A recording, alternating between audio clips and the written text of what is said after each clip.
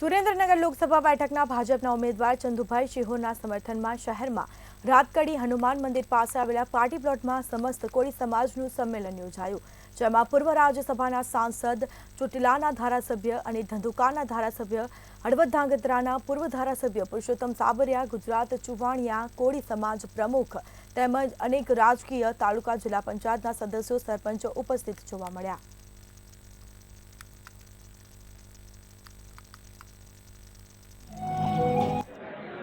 સુરેન્દ્રનગર લોકસભા સીટની ચૂંટણી લડવાની પસંદગી જ્યારે પાર્ટીએ મારા ઉપર જવાબદારી સોંપી છે, ત્યારે આજે હળવદ તાલુકામાં સમસ્ત કોળી સમાજના આગેવાનોની, એમાં ચુવાડિયા સમાજ હોય, તરફદા હોય, ઘેડિયા હોય, તમામે તમામ કોળી સમાજની આ એક નાની એવી સભાનું આયોજન કરેલું હતું અને બધાએ એક સુરે એક બનીને આપણે સુરેન્દ્રનગર લોકસભા ભાજપના ચરણોમાં મોદી સાહેબને ધરવાની છે એવો નિર્ણય આજે કરવામાં આવ્યો છે.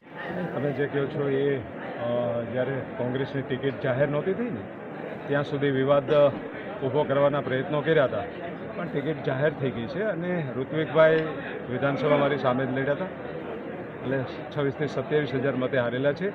તળપદા કોળી સમાજ એમની સાથે કોઈ નથી. આ તો એક વાતાવરણ દોડવા પ્રયાસો કરે છે, પણ એ વાતાવરણ દોડવાથી સમાજ અલગ પડવાનો નથી. અમે બધા ભાઈઓ છીએ, ભાઈઓ ક્યારેય અલગ નથી થવાના અને આ રાજનીતિ માટે ક્યારેય અલગ પણ કરી શકાય નહીં.